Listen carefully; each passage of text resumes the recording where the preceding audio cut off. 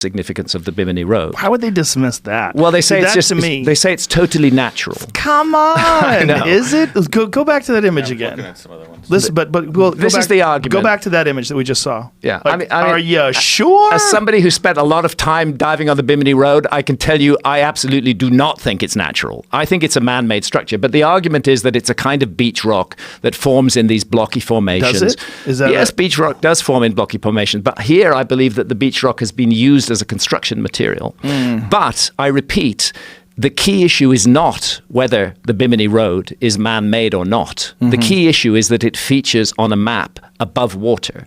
And that is a dating project. That tells us that somebody was mapping that bit of the world when it was above water. And Jamie, go back to that last takes us back a long way into the past. The one that you just pulled up. Yeah, look at that one. It's a stunning place. It's an amazing sight. It's just like the odds of that being in that order with those uniformly sized rocks for how long is that? Oh, hundreds of feet. It's a huge. It's actually shaped like the letter J. It's a giant underwater structure. It's really an enormous thing and very beautiful to dive on. And there's lots of very gentle, sweet nurse sharks down there that you can play with. So that looks much more like random. That's more random, and bits of it do look more random, and bits of it look highly constructed. I would not seek to claim that the Bimini Road is absolutely man-made. My claim about the Bimini Road is it's really fucking weird that it appears on a map above water, a map that was drawn in 1513 based on older source maps. Now, when they found that ancient Greek computer thing, what is that called? The Antikythera mechanism. Yes. Yeah. Again, that testifies to a lost navigational skill that we have not taken account of before. Incredibly complex, and it took a long time for them to figure out what that even is. Yeah. What do they think that is now?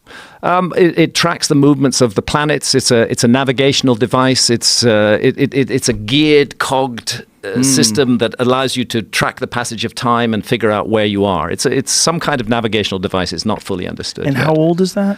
I think that goes back to Greek times. I'm guessing here because the Greek times are not of great interest to me, but I'm thinking around about 500 BC.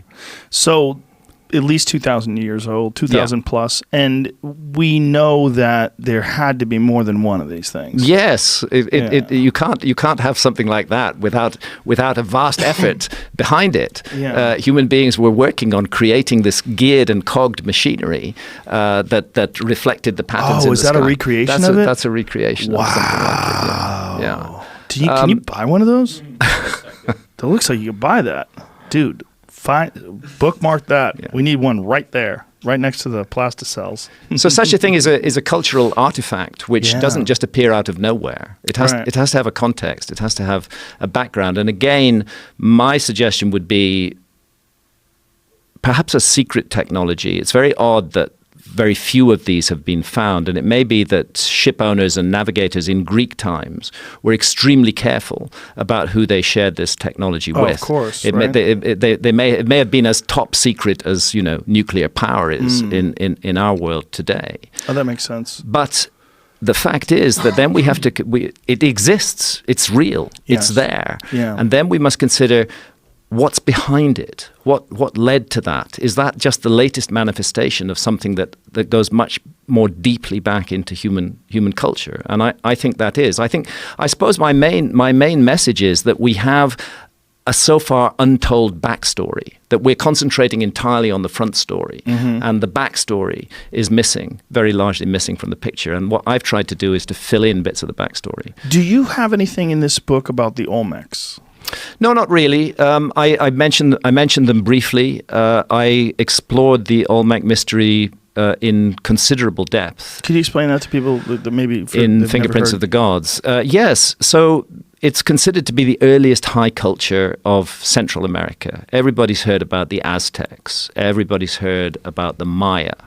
But before the Aztecs and before the Maya, there were a culture who are referred to as the Olmecs. Again, we don't know what they called themselves. That's what the Aztecs called them. They called them the Olmecs, and it means the rubber people because that rubber producing area of Mexico.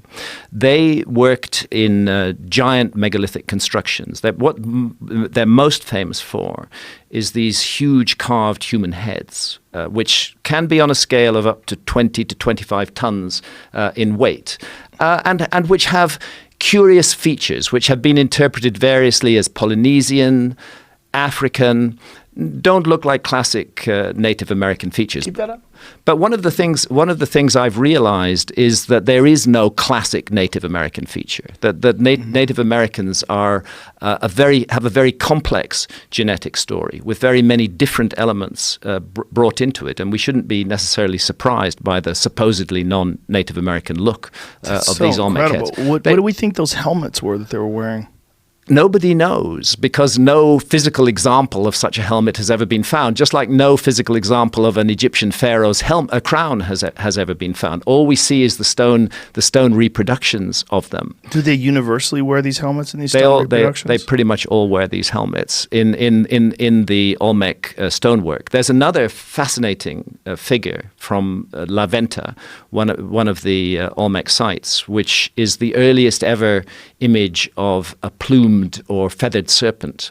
The feathered serpent is a famous icon in Central America. Quetzalcoatl, who's the god of peace, the bringer of civilization, who is associated, for example, with the famous pyramid of Kukulkan, which is just another name for Quetzalcoatl at Chichen Itza, where on the spring equinox a shadow effect creates the image of a serpent coiling down the stairway and joining with the carved head of the serpent. There's the image from La Venta. That's the earliest image of a plumed serpent in the Americas. And sitting in the middle of it, and I made a big deal out of this because I think it is a big deal in Magicians of the Gods, sitting in the middle of it is this human figure who's holding this strange bag in his hand. And it's just a fact that those identical bags are found in ancient Sumer in the hands of individuals who were considered to be civilization bringers, and they also show up on Pillar 43 at Göbekli Tepe. I call them man bags. And in that case, at Göbekli Tepe, we know they're at least 11,600 years old. So I wonder if we're looking at a sort of badge of office of a group of civilizers who traveled around the world trying to bring back to life a lost civilization. And